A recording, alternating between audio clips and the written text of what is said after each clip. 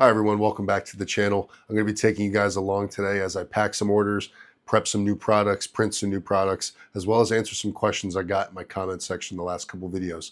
Sit back, relax, and as always, like the video if you haven't already. Subscribe if you like to see content like this and you want to see more of it, and leave your comments and feedback down below. I love to hear it, whether it's good or bad.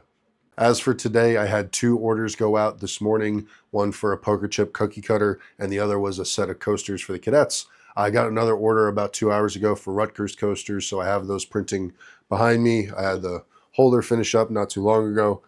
So the last couple of weeks of February going into March have been pretty great for Etsy sales. I've been getting about a sale a day. There have been some stretches where I go a day or two without a sale, but ads are going well. I recently bumped my budget down daily to $10 a day for Etsy ads. I don't really use that on a good day. I tend to use about $3 or $4, but I've been getting more sales this way, and more the stats have been backing that up. So I think $10 right now is my sweet spot, so I'm going to keep it at that. So I've been working hard in designing my own products. I've been also looking on Printables and Maker World and other sites for free models that I could find and also sell myself. One of which being this lately designed and added to Printables. Actually, I can't remember where I got this one from, but basically it's a can koozie that is modeled after a tire stack of F1 cars. So this is the medium tire, this is the intermediate tire. They got different colors to match the tires.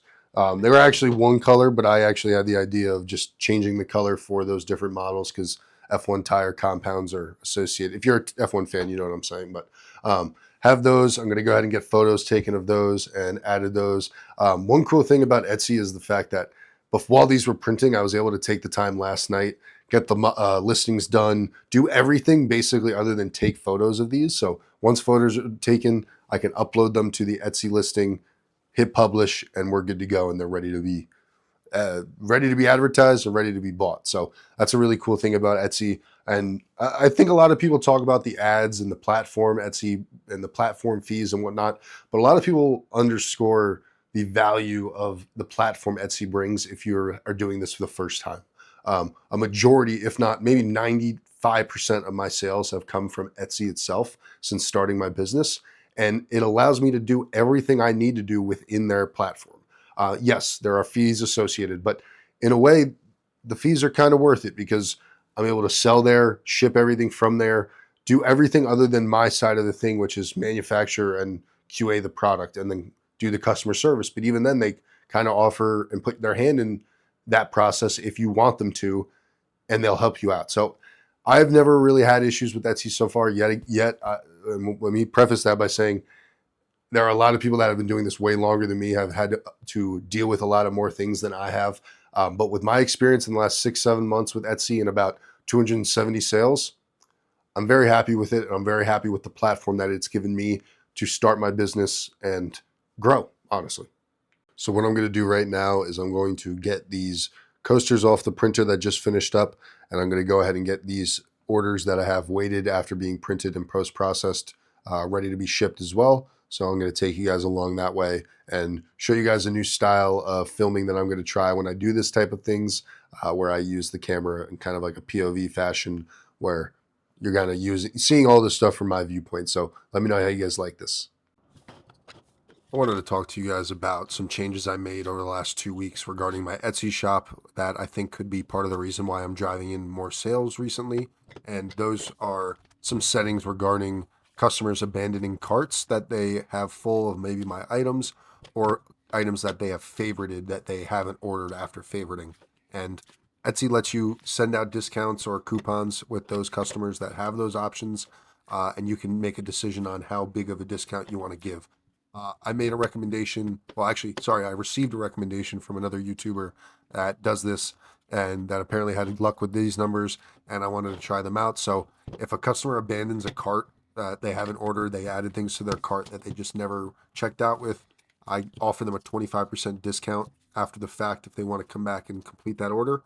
And on the other side of that, if a customer favorites an item that they haven't ordered and they leave their app or leave the website, then Etsy will offer them a 30% discount or 30% coupon code that they can now then check out with that item. So those are little incentives that I decided numbers wise to give them. And yes, They are a little bit high in terms of the discounts, but my profit margins are still good and calculated enough where I'm making money on that, and I'm able to still benefit from making the sale if I would have not anyway, because there's a good chance. I don't know the numbers, but I bet you a high majority of people that do abandon carts or favorite items just don't check out in general ever with those items. So being able to have that little bit of a catalyst for them to make the sale has been beneficial. It's brought in, I think, 6 of my 14 sales in the last 2 weeks. So it's been pretty beneficial, and I've been seeing good results. So business where I might not have had otherwise. So that's another little tip that I wanted to talk about. So I hope you guys enjoy the rest of the time lapse.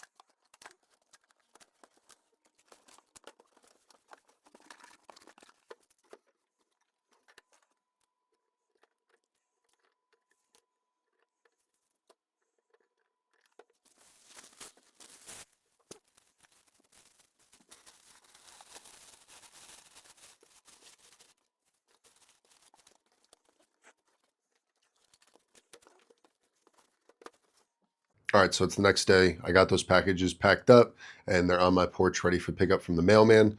I got a package this morning from Elegoo. It's actually from their partner, Deeply Filament. I'll grab a roll here.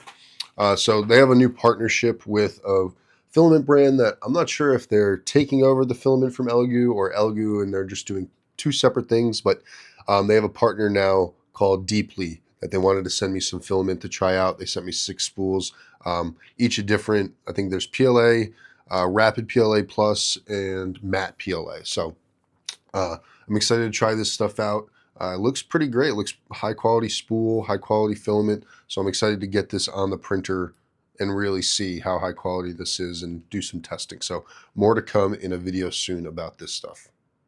I also went through and I took photos of the NBA championship trophy as well as the F1 tire koozies, got those listings done, and they're now on my website and Etsy shop. So available to be bought, and they're having ads run on them as well. I want to probably do a video sometime soon showing my process with Photo Room. I really, really love that app. I've been using it for the last probably 2 or 3 months, and I pay for the monthly subscription for Pro service. And it basically does all the legwork for these product photos. I still use a light box and the little box that I use for the photos, but once those are done, I mainly just use that for the light. Once that's done, I import them all as a batch into Photo Room and then apply the same settings and background removal to almost all of them. Add my logo, and then I have custom photos, and they all look really good. The best listings I have are when I use those photos. So I'm going to start using them more, making the same tweaks to them all so they all look universal and standardized. But that way they're all hopefully the same functionality and the same performance. I just went through my office, cleaned up a bunch of my workspace, cleaned up underneath my printers. I also went through my closet, brought a bunch of stuff down to the basement and just cleaned things up. Put a bunch of excess shipping material in the closet, excess filament, just get things in the clutter out of the way. It started getting a little bit bothersome. With the new printer coming, the Centauri Carbon, that should be coming, I think, within the next month or so.